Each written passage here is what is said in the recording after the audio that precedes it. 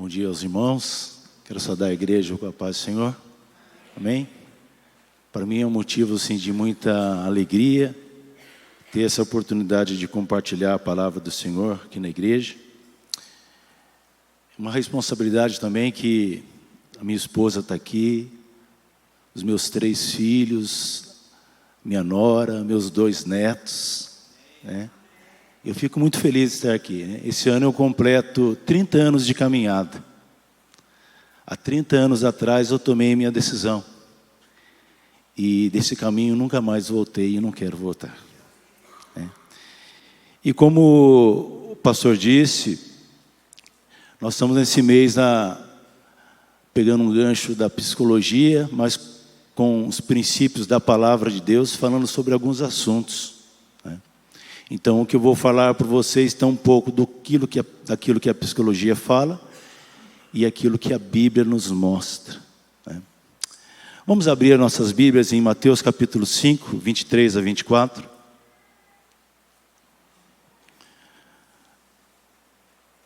Se, pois, ao trazeres ao altar tua oferta e ali te lembrares de que teu irmão tem alguma coisa contra ti, deixa perante o altar a tua oferta e vai primeiro reconciliar-te com teu irmão. Então, voltando, faze a tua oferta. Incline novamente sua cabeça, vamos fazer uma oração. Pai, em nome de Jesus, nós queremos te exaltar, te bendizer. Queremos pedir que não seja mais eu, limitado, mas seja o teu Santo Espírito, Senhor Deus, vindo como uma ação, com um quebrantamento, trabalhando, moldando, mostrando a cada coração a necessidade de nos subjugarmos à tua palavra. Fala conosco essa manhã, Pai. Eu oro em nome de Jesus, para a glória do teu nome. Amém? Queridos, o texto ele fala sobre 3 situações que nós lemos no livro de Mateus. O altar, ele diz assim: se pois ao trazeres ao altar a tua oferta. O que é o altar? O altar é um lugar como esse. Mas na realidade não é literalmente um local como esse. O altar é um lugar onde nós fazemos entrega. O altar é um lugar de sacrifício. O altar é um lugar onde nós abrimos mão de nossas vidas para ali cumprirmos algo diante de Deus, né? No Antigo Testamento dizia que o altar era um lugar de entrega pelos pecados. E o texto ainda vai falando que ali te lembrares de que teu irmão tem alguma coisa contra ti. E quando nós falamos dessa palavra lembrar, de lembrança, nós vamos entender um pouco daquilo que Jesus ele disse para os discípulos. Quando ele disse para os discípulos que ele iria partir. E aí Jesus disse assim, ó: não vos deixarei órfãos, enviarei a vós o Consolador, o Espírito Santo. E ele vos fará lembrar acerca de todas as coisas. E o texto ainda vai falando que vai primeiro reconciliar-te com teu irmão, e então voltando faze a tua oferta. Então o que nós entendemos dessa reconciliação? Essa reconciliação aos olhos de Deus, ela é mais importante que a oferta que nós trazemos. Porque Jesus ele foi muito enfático. Deixe a tua oferta, aí onde você está, no altar, vá reconciliar-te com teu irmão. Depois que você reconciliar-te com teu irmão, você vem. Queridos, será que nossa fé pode nos influenciar de uma forma positiva em nossos relacionamentos? O que vocês acham? Vocês acham que a nossa fé ela pode nos influenciar de uma forma positiva com as pessoas que nós nos relacionamos? Então, como que nós vamos fazer para promover essa reconciliação que foi quebrada com o irmão, com o amigo, com o familiar? É sobre isso que nós vamos conversar essa manhã. A palavra de Deus para hoje e para nós é encontrando cura através do perdão. Quando nós falamos a palavra cura, nós sempre colocamos Deus, se Deus quiser, Deus cura. Eu costumo dizer para as pessoas que há coisas que nem Deus pode fazer por nós. Porque quando nós diagnosticamos uma enfermidade no nosso físico, nós vamos até o médico. Se é na nossa alma, nós vamos num psiquiatra, num psicólogo. Se é nosso espírito, nós procuramos um aconselhamento pastoral, vimos à igreja. Mas essa cura, ela depende muito mais de um agir nosso, de uma ação nossa. Então não adianta nós dizermos que nós precisamos ser curados se nós não formos no médico, não formos num psiquiatra, não procurarmos um aconselhamento pastoral. Então essa cura, ela está atrelada muito a essa nossa disposição de sairmos de onde estamos. Vocês entendem isso, querido? Que a cura, ela está nessa disposição nossa de sair do lugar onde estamos. Quando nós falamos nesse assunto, nós não temos problema com o conceito. É muito fácil falar sobre perdão. Difícil é fazer, difícil é cumprir. Difícil é ir até essa pessoa e buscar essa reconciliação. Na realidade, nós guardamos ressentimentos que para nós, eles são justificáveis. E aí nós estamos o quê? Cobertos de razão. Não, foi ele que me machucou, foi ele que me feriu. E aí nós guardamos esses ressentimentos e abrimos mão dessa reconciliação. Somos rápidos em achar faltas nos outros. Mas para nós achamos que precisamos ser todo o tempo perdoados e cobertos com essa misericórdia do Senhor. Para o outro, o juízo, a justiça de Deus. Para mim, a misericórdia. Essa forma que nós pensamos. Então nós estamos sempre buscando justificativas para não ir até o irmão, até a irmã, até a pessoa no qual houve um rompimento nesse relacionamento, para nos ajustarmos. E hoje é dia, meus queridos, de nós quebrarmos. Se há uma cura a ser realizada, ela tem que começar em nós. Porque nós precisamos ser perdoados e perdoadores. Eu gosto muito de um texto que está em 2 Coríntios, capítulo 5, versículo de 17 a 19. Diz assim: assim que, se alguém está em Cristo, nova criatura é. E as coisas velhas já passaram, eis que tudo se fez novo. E tudo isso provém de Deus, que nos reconciliou consigo mesmo, por Jesus Cristo, e nos deu o ministério da reconciliação. Isto é, Deus estava em Cristo reconciliando consigo o mundo, não lhes imputando seus pecados, e pôs em nós a palavra da reconciliação. Que palavra tremenda, né? Eu gosto muito de, quando nós lemos um versículo, um trecho, eu gosto assim da gente fazer uma reflexão com ele, fazemos um pequeno mergulho. O que esse trecho, o que esse versículo está querendo dizer para nós? E nesse versículo agora, ele diz que nós somos uma nova criatura. Então nós não somos mais as pessoas que éramos. Se nós tínhamos facilidades de guardar as ofensas, amargura, rancor, ressentimentos, Cristo fez algo novo em nós. Amém? Por isso que eu perguntei para vocês se a nossa fé, ela pode agir de uma forma positiva nos nossos relacionamentos. E o texto vai dizendo dessa reconciliação, porque diz que Ele nos reconciliou, através de Jesus Cristo, querido, nós fomos reconciliados com Deus. Então aquilo que nós fizemos lá atrás, não havia um preço a ser pago, pelas nossas mazelas, pelas nossas transgressões, pelos nossos erros. Mas em Cristo Jesus, Deus nos reconciliou. Agora ele diz que esta palavra da reconciliação está sobre nós. E agora nós somos ordenados por Ele para sermos reconciliadores. Então, se você não sabia, o primeiro ministério, antes de você vir para um lugar como esse, de querer cantar, de querer pregar, de querer estar na portaria e receber os irmãos, Deus deu para mim e para você o ministério da reconciliação.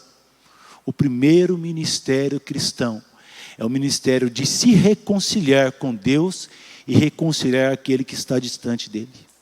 Amém? Então, nesse processo de reconciliação, nós encontramos algumas barreiras. E eu quero falar um pouco sobre essas barreiras. As barreiras que nos impedem de nos reconciliar com Deus e com o nosso próximo. A primeira barreira que eu encontro que impede é o orgulho. O dicionário diz que esse orgulho é um conceito muito elevado que alguém faz de si mesmo. Um amor próprio exagerado, uma soberba, uma satisfação de si mesmo. Já a psicologia ela vai um pouco mais profunda sobre esse conceito. Ela diz que é ter um senso exagerado da sua própria importância. Uma preocupação egoísta com seus próprios direitos. Possui uma autoadmiração de si mesmo e se coloca acima dos demais à sua volta. O orgulho é tudo de bom que a gente carrega, né, gente? Tudo de bom para ser jogado fora, né? Eu gosto muito do texto que Mateus ele diz que quem se engrandece será humilhado, mas quem se humilha será engrandecido. E quando nós lemos esse texto nas palavras do Senhor Jesus Cristo, nós entendemos que Deus resiste ao coração orgulhoso e dá graça aos humildes. Eu gosto muito de ler, gente, né? Eu já falei aqui numa oportunidade que aos 7 anos eu ganhei do meu avô paterno um livro, na realidade uma coleção de livros, e ali eu fui inserido na literatura. Eu amo ler. Eu só não amo mais leitura que o futebol, né? Aqueles que me conhecem, eu gosto mesmo de jogar um futebol, eu estou sempre jogando futebol, mas depois do futebol é a literatura. E eu tenho lido muitos livros, e um desses livros que eu li é de um autor, Andrew Murrell. Ele diz, o nome do livro é Humildade e a Beleza da Santidade. Ele diz assim sobre o orgulho: o orgulho tem que morrer em nós, ou nada dos céus pode viver em nós. Que tremendo, né? Se o orgulho não morrer em nós, nada do céu pode viver em nós. E é uma grande verdade, porque o indivíduo orgulhoso, ele olha mais para si, como já foi falado. E nós vemos duas formas desse orgulho. É a ostentação, que é a admiração pelas suas próprias conquistas. Por vezes nós sempre temos uma oportunidade de ostentar, né? Eu fiz isso, fiz aquilo, isso. Isso é uma forma de orgulho, gente. Quando a gente começa a falar muito dos nossos feitios. E outra situação de orgulho também é a autopiedade. Quando eu começo a me admirar pelos sacrifícios realizados. Nossa, eu fiz isso para meus filhos. Nossa, eu fiz isso para minha esposa. Nossa, eu fiz isso para minha igreja, ela não me reconheceu. Nossa, tudo isso são formas de orgulho. E isso precisa morrer em nós. Outra situação que eu elenquei, que são uma das barreiras, é a ofensa. A psicologia diz que essas ofensas são traços da personalidade e temperamentos. Então, aqueles que tiveram no domingo passado aqui, puderam ouvir a pastora Tita, e ela falou sobre temperamentos temperados. Eu ia falar transformados. Temperamentos transformados é um livro do Tim LaHaye, que ele fala sobre isso. E aqueles que gostam de ler, esse Tim LaHaye, ele escreveu 2 livros, Temperamentos Transformados e Temperamentos Mudados pelo Espírito Santo. Se vocês tiverem a oportunidade de comprar e adquirir e ler um desses 2 livros, vai ser muito bom.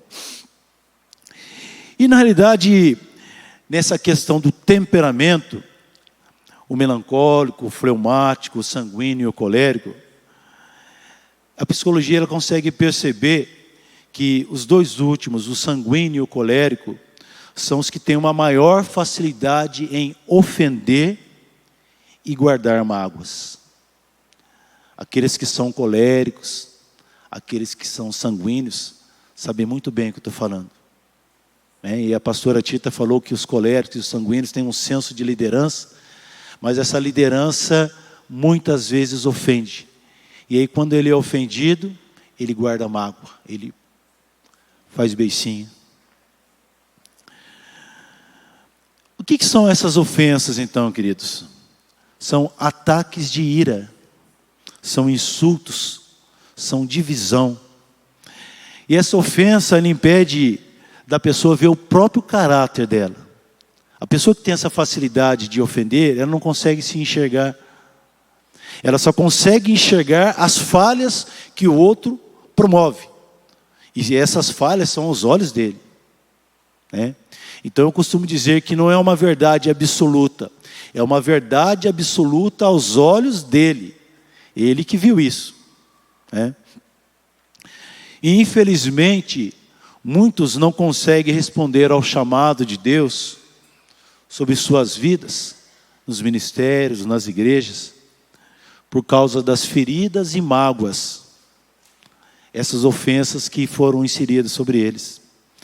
E essas pessoas estão incapacitadas e impedidas de usar o seu potencial. E muitas vezes foi provocado por um outro cristão. Muitas vezes nós na igreja, eu creio que muitos de nós já passaram por alguns ministérios.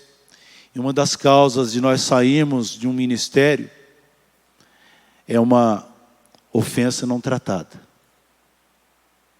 Por isso que nós precisamos tratar. Por isso que aquilo que as pessoas falam para nós, nós precisamos... A Bíblia diz que da nossa boca só proceda palavras que venham trazer edificação. Que não saiam palavras torpes que venham trazer divisão e contendas. Eu gosto muito do Salmo 55, de 12 a 14. Ele diz assim, Davi dizendo, não era um menino que estava zombando de mim. Se fosse, eu poderia suportar. Nem era um adversário que me tratava com desprezo, pois eu poderia me esconder dele. Porém foi você mesmo, meu companheiro, meu colega, meu amigo íntimo. Conversávamos com toda a liberdade e íamos juntos adorar o povo no templo. Imagina a dor de Davi, dele falar que não era um inimigo, não era uma criança, não era um estranho, que trouxe esse desapontamento ao coração dele. Muitas vezes nós abandonamos as coisas de Deus por conta de um desapontamento, por conta de uma ofensa. E aí nós ficamos tristes que nós vemos muitos talentos enterrados. Talentos enterrados na casa do Senhor, por conta de uma ofensa não tratada. Outra situação que eu elenquei aqui foi sobre mágoa e amargura. E agora vai um texto que está lá em Hebreus capítulo 12, 15. Esse texto diz assim: tendo cuidado de que ninguém se prive da graça de Deus, e de que nenhuma raiz de amargura brotando vos perturbe, e por ela muitos se contaminem. Então o que ele está querendo dizer?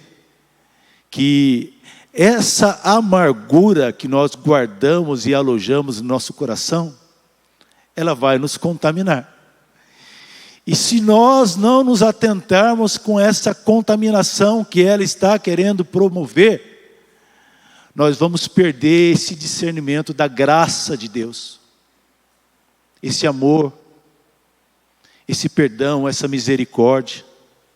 Por isso que a gente tem que se atentar para que essas palavras que nos machucaram não criem raízes dentro de nós. Essas palavras não podem tomar o nosso coração. Mas irmão, e se um irmão me ofendeu? Quais são os princípios que Deus deixou para a gente? Nós vamos falar sobre isso. E esse conceito de amargura, literalmente é uma pessoa que está amarga. Gente, Não sei se vocês perceberam, mas agora eu falando do assunto, vocês já podem perceber que às vezes no convívio de vocês se deparam com pessoas que só vivem reclamando. Lembraram de alguns? Na realidade, por isso essa amargura ela contamina. Porque essa pessoa ela se tornou azeda, e se tiver esse convívio contínuo com ela, ouvindo essas palavras, nós vamos ser esse azedume também. E então cuidado com o azedo. Esse azedume pode nos contaminar. Mas então, o que essa amargura ela pode nos trazer? Ela nos traz alguns efeitos, queridos. Todo aquilo que está condicionado, aí vai um pouco da área minha da psicologia. Todo condicionamento, ele causa um efeito. E esse condicionamento da amargura, segundo a medicina, médicos e cientistas relacionam a amargura e a falta de perdão a certas doenças como artrite e câncer. Em muitos casos de transtornos mentais estão ligados à amargura. O que são esses transtornos mentais? Eles afetam todo o sistema imunológico e endócrino, alterando a produção de hormônios e lesionando o sistema nervoso e outras áreas do corpo. Aí cai naquilo que nós falamos da psicopatologia. O que é essa psico? É uma doença que começou na psique, na alma, e se alastrou para o corpo. Então, se vocês se atentarem, de repente, vocês já estão lidando, conhecendo, se relacionando com pessoas que já estão com algum tipo de doença relacionado à amargura. Olha a importância de nós nos livrarmos dessa situação. E a última barreira é a vingança. Na realidade, ninguém gosta da vingança, né? Mas lá dentro, gente? A gente tem aquela vingança santa, né? Que Deus te encontre e te pegue. Não é assim que a gente fala? A gente não fala, a gente pensa, né? Mas como Deus, Ele sonda até os nossos pensamentos, né? Romanos 12, 19 diz assim: meus queridos irmãos, nunca se vinguem de ninguém. Pelo contrário, deixem que Deus seja quem dê o castigo. Pois as Escrituras Sagradas dizem: eu me vingarei, eu acertarei contas com eles, diz o Senhor.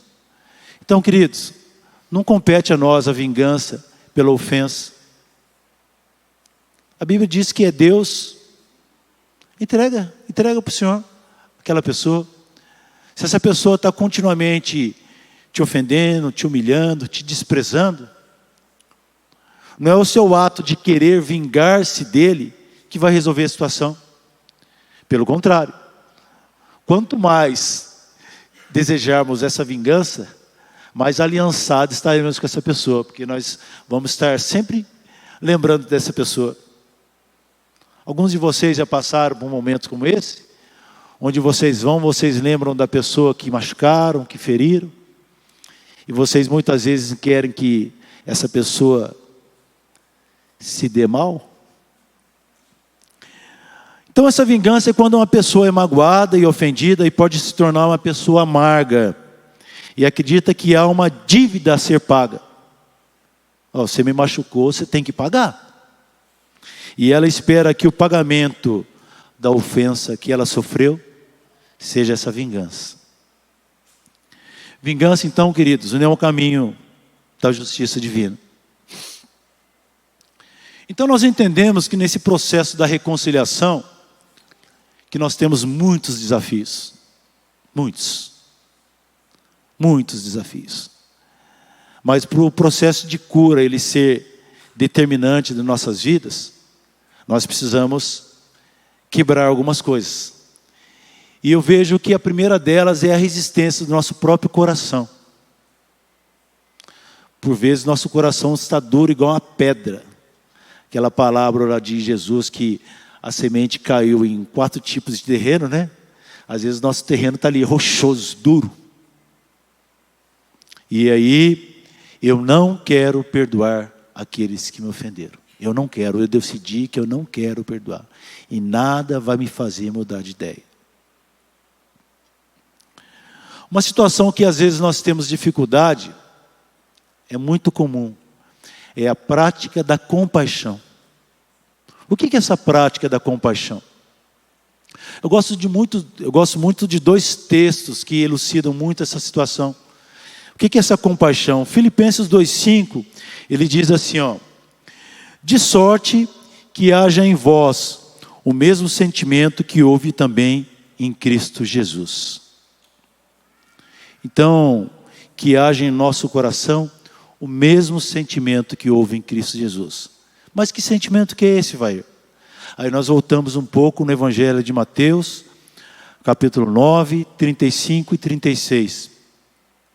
E ele diz, e percorria Jesus todas as cidades e aldeias, ensinando nas sinagogas deles, e pregando o Evangelho do reino, curando todas as enfermidades e moléstias entre o povo. E vendo a multidão, teve grande compaixão deles, porque andavam desgarrados e errantes, como ovelhas que não têm pastor. Sabe o que Jesus viu nessas pessoas? Viu que os corações deles estavam desgovernados. Eles não tinham mais governo sobre eles mesmos. Estavam andando por caminhos de erros. E aí Jesus teve compaixão. Então, quando as pessoas nos ofenderem, nós precisamos ter esse olhar que Jesus teve, um olhar de compaixão. Nós entendemos também que nós precisamos entender como é que esse ofensor, como é que ele tem visto a situação? Houve um arrependimento da parte dele? Essa é uma grande dificuldade, porque nós esperamos que a pessoa que nos ofendeu se arrependa. E se ele não se arrependeu? Você não vai liberar o perdão? Você não vai se reconciliar? E por vezes, queridos, nós precisamos entender que nós precisamos colocar limites. Eu costumo dizer para as pessoas, quando estou atendendo, que a pessoa mais importante para ela tem que ser ela nessa terra. E que se ela continuamente for ferida, machucada, ela vai perder um pouco da identidade dela. Ela vai acabar tornando-se a pessoa que as pessoas estão olhando para ela achando que ela é. E isso não é verdade. Então, se você está sendo continuamente ofendido, machucado, afaste dessa pessoa. Busque a presença de Deus. Até que Deus ele coloque uma situação, uma oportunidade, para que esta reconciliação, ela se concretize. Então nós entendemos que essa reconciliação é um processo. E eu preciso ter alguns passos que eu tenho que tomar a decisão. E que passos são esses, queridos? É ter um espírito de autossacrifício. O que é isso, um espírito de autossacrifício?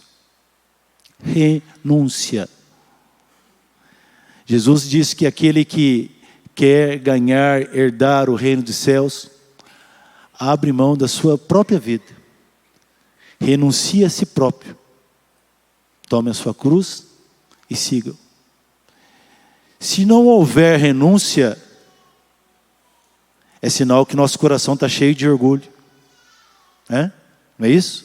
Se não há renúncia, porque alguma coisa no nosso coração está cheio. Se não há renúncia, há orgulho. Outra situação, ter essa sensibilidade em ouvir a voz do Espírito. Porque no texto que nós lemos, no primeiro texto de Mateus, se lembrares ao trazer a tua oferta ao altar, e é o Espírito Santo que nos fará lembrar acerca de todas as coisas. E muitas vezes o Espírito Santo está sempre nos lembrando de algo, e nós estamos resistentes. É como se o Espírito Santo falasse assim: Ivair, você não vai lá se reconciliar com o Daniel? Aí eu falar: pô, mas Daniel é um cara duro de se amar. Não é verdade, gente? Como é duro amar o Daniel, né? É duro amar pouco ele, né? Não é, Daniel? E aí o Espírito Santo fazendo nos lembrar acerca da situação, eu falo, não, eu não quero. Por isso que eu preciso ter essa sensibilidade de ouvir a voz do Espírito. Imitar Jesus nos nossos relacionamentos. Na realidade, o autor de Hebreus capítulo 12, né, versículo 2, ele diz assim: olhando para Jesus, autor e consumador da minha fé. Então, se Jesus é o autor e é o consumador da nossa fé, nós temos que seguir os passos de quem? De Jesus. Se nós não seguirmos os passos de Jesus, nós estamos proclamando um outro evangelho. E Paulo fala lá nas cartas de Gálatas, se nós ouvirmos um outro evangelho, a não ser o evangelho que ele tem pregado, que seja anátema. Então, queridos, se Jesus é o autor e consumador da sua fé, e você ainda está com dificuldade de se reconciliar com pessoas, pare, não traga a sua oferta, e começa a meditar sobre toda essa situação. E para nós finalizarmos, como é que é então, Ivair, essa experiência do perdão? A palavra perdão, ela quer dizer que é uma doação, é um dar, é um remir, é um ceder, é esquecer coisas do passado. Isso é perdão. Se você não esqueceu aquela ofensa, isso não é perdão. Aquela ofensa, ela não pode mais ter um espaço no nosso coração. Aquela ofensa, ela tem que... Marcos capítulo 11, de 25 a 26. Eu gosto muito de elucidar com alguns trechos, para que a gente possa ter uma base do entendimento daquilo que Jesus espera de nós. Diz assim a palavra: e quando estiverem orando, perdoem os que ofenderam, para que o Pai de vocês que está no céu perdoe as ofensas de vocês. Se não perdoarem os outros, o Pai de vocês que está no céu também não perdoará as ofensas de vocês. Então, gente, não me resta opção. Se eu quero ser perdoado, se eu estou com o meu coração duro, eu não quero perdoar. E o que é esse expressar perdão? É dar e receber o perdão, que são aspectos essenciais para a nossa cura. Isso requer que façamos as pazes com Deus, conosco e com o próximo. Há pessoas que, por circunstâncias da vida, elas culpam Deus de algo ter acontecido na vida delas. E aí a pessoa não perdoa Deus. Não, Deus, eu te servi na igreja, o Senhor tinha que fazer isso, assim, assado, cozido e frito, o Senhor não fez, eu não te perdoo. E aí a pessoa carrega Deus como o culpado de algumas coisas terem acontecido e dado errado na vida dela. Então nós entendemos que Deus só pode perdoar algo em nós se estivermos dispostos a perdoar no outro. Se nós não estivermos dispostos a perdoar, mas Deus vai dar um jeitinho de me perdoar. Mas será que o seu coração ainda está ligado em Deus? Porque se você não quer perdoar, se você está resistente, o que é essa expressão de perdão? É conceder a remissão de qualquer ofensa ou dívida gerada pela falta ou transgressão. E o que é mais importante, desistir de qualquer reivindicação. Gente, O perdão é igual ao amor. É uma decisão. E ela não independe se a pessoa me perdoa ou não. Não é assim que é o amor? O amor não é incondicional. Nós não lemos lá em Coríntios que o amor é paciente, que o amor é benigno, que o amor tudo suporta, tudo crê, tudo espera. Passarão línguas, passarão tudo, mas o amor permanecerá. Se nós não tivermos esse amor, queridos, nós não vamos perdoar. Quantas vezes eu devo perdoar aquele que me ofendeu? Pedro fez essa pergunta para Jesus. O que Jesus respondeu? 7. Não. 70 vezes 7. O que Jesus quis trazer contra isso? Não há limites, querido. Quantas vezes forem necessárias, nós deveremos perdoar. De uma forma livre e espontânea. Nós devemos conceder esse perdão, não exigindo e nem esperando nenhum pagamento por ele. Porque às vezes a gente tem essa condição, né? Eu te perdoo, mas não torne em outra. Você está exigindo uma condição para perdoar a pessoa, que ela não pise na bola novamente. Isso não é perdão. Isso é uma dívida que você acha que ela tem com você. E aí, como você acha que ela tem uma dívida com você, você fala, você já está me devendo. Então eu não quero que você me deva de novo. Beleza? E quais estão as consequências dessa falta de perdão? A amargura e a nossa comunhão com Deus de uma forma... Eu não digo que ela foi rompida, não pela parte de Deus, mas porque o nosso coração ele está igual uma pedra. Só que, queridos, a falta de perdão, ela traz uma consequência para a gente. E aí muitas vezes nós não ouvimos essa palavra. Mateus capítulo 18, 34 e 35. Essa passagem é aquela passagem que um servo devia uma certa quantia ao rei. E o rei pediu para ele ir lá e prestar contas. E ele não tinha condições de pagar aquela dívida. E o rei falou assim, eu te perdoo, vai que eu te perdoo. E quando ele foi embora, ele se encontrou com um amigo dele que devia uma quantia irrisória. E aí ele falou para o amigo dele assim, vai para a prisão que você está me devendo também. E chamou os juízes e prendeu ele. E aí o rei ele ficou sabendo de toda aquela situação e ficou indignado. E aí nós vamos ler o texto a partir do versículo 34. Indignado, seu senhor o entregou aos atormentadores, até que pagasse tudo o que devia. Assim vos fará também meu Pai Celestial, se do coração não perdoares cada um ao seu irmão as suas ofensas.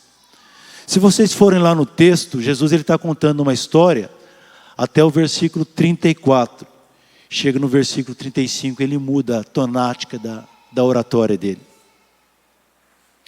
Assim vos fará também meu Pai Celestial. Agora é Jesus que está falando. Se do coração não perdoares cada um as suas ofensas. O servo que não perdoou, ele foi entregue à tortura e teve que pagar toda a dívida. Será que nós temos condições de pagar a dívida que nós temos com Deus?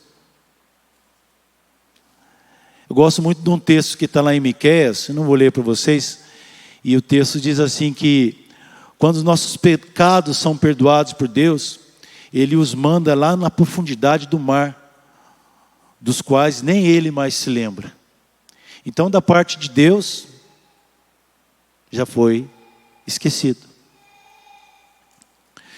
E quando retemos o perdão para aqueles que nos magoam e nos ferem, somos entregues então a esses atormentadores. Algumas versões da Bíblia dizem que são verdugos. Algumas versões e alguns teólogos dizem que são demônios, que estão ali prontos para atormentar essa pessoa. Por isso que nós vemos que alguns relacionamentos são rompidos e não prosperam por conta dessa contenda. E vocês vão encontrar base nisso que eu estou falando. Eu me recordo quando o Espírito de Deus veio sobre a vida de Davi, quando ele foi ungido ali, e vocês vão ler que logo no texto seguinte diz que um espírito ruim da parte de Deus veio sobre Saul. E aquele espírito o atormentava, ao ponto de Davi ter que tocar da sua harpa para trazer um relaxamento ao coração do rei. Então, gente, nós estamos brincando com um assunto que é muito sério. Nós estamos achando que nós podemos levar a nossa vida como cristão de qualquer jeito, de qualquer maneira. E que no final das contas, Deus é amor. E Vair, como que eu libero então esse perdão? Para nós finalizarmos. Romanos 14, 19. Diz assim: assim, pois, sigamos as coisas que contribuem para a paz, e também as que são para edificação mútua. Olha que coisa interessante que Paulo fala, que sigamos as coisas que contribuem para a paz, e que tragam o quê? Uma edificação. E aí, aquele texto que diz lá em que nenhuma palavra torpe sai dos nossos lábios, Paulo vem confirmar tudo isso, que somente palavras que tragam edificação para aqueles que a ouvem. Então a falta de perdão, ela afeta tanto ao que se recusa em perdoar, como aquele que não foi perdoado. Então como que nós devemos fazer? A regra é simples, gente. É simples. Nós é que complicamos tudo. Se nós fomos ofendidos, devemos iniciar o processo do perdão. Se nós ofendemos, o que devemos fazer? Iniciar o processo do perdão. Não compete ao outro, compete a mim e a você. O perdão é uma decisão, não é um sentimento. Aí eu tenho que sentir se eu vou perdoar ele. Você não tem que sentir nada, querido. Você tem que amar, ir lá e se reconciliar. Esse é o princípio que Jesus nos traz sobre o perdão. Quando não perdoamos, gente, nós não damos a chance daquela ofensa ter um destino libertador. O que é um destino libertador? O pastor Vanderlei, ele pregou aqui no mês de março, não sei se vocês se recordam, eu gosto de anotar as pregações dele, e ele falou a respeito das prisões que nós alojamos nos nossos sentimentos. Se recorda, Vanderlei? E nós ficamos presos, aprisionados, porque nós gostamos dessa prisão, porque nosso coração está duro e nós não queremos liberar o perdão. Mas se essa pessoa morreu, libera o perdão, querido. Para que você e essa pessoa tenham um destino libertador. Temos que manter também uma atitude das coisas que nos trazem paz. E isso mostra o que em nós? Coração humilde. Então quando nós falamos desse orgulho que muitas vezes nós carregamos, Jesus, ele espera uma atitude contrária a nós. Uma atitude de humildade. Devemos desistir de qualquer tipo de reivindicação e liberar de vez esse perdão. Queridos, se tudo isso que nós conversamos agora, esse nosso bate-papo, se você não conseguiu guardar algumas coisas, eu quero finalizar com algumas questões. Reconhecer que o perdão é um ato da vontade e não um sentimento. Eu não preciso sentir, eu tenho que ir. Pedir a Deus que nos mostre como Ele vê o ofensor. Quando nós somos ofendidos, como é que Deus vê a pessoa que nos ofendeu? Já paramos para pensar? Como Deus vê aquela pessoa que nos ofendeu? Porque nós estamos machucados. E a pessoa que nos ofendeu? Confessar as falhas para que o outro possa também perdoar. Por vezes é difícil a gente ir até essa pessoa, mas eu preciso confessar diante de Deus e buscar uma oportunidade de me encontrar com essa pessoa. Não se lembrar mais da mágoa, não ficar pensando nela. Nós costumamos dizer que os nossos pensamentos, eles vêm. Por vezes nós não conseguimos controlar esses nossos pensamentos. E aí eu uso uma metáfora, que nós não temos como controlar que um passarinho, quando nós estamos andando, e ele faça um cocôzinho na nossa cabeça. Não temos. Mas temos como controlar que esse passarinho não faça um ninho na nossa cabeça. Então, quando esses pensamentos daquilo que foi ofendido e machucou vier, na psicologia nós chamamos de contrapensamento. O que é um contrapensamento? É um pensamento contrário àquele pensamento. E aí, se nós temos a nossa fé, a palavra de Deus, como um princípio que rege as nossas vidas, nós temos que usar os princípios da palavra de Deus. Tudo posso naquele que me fortalece. Em Cristo Jesus eu sou mais que vencedor.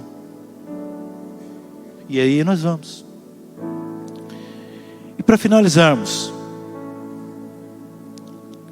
abençoar aqueles a quem perdoamos.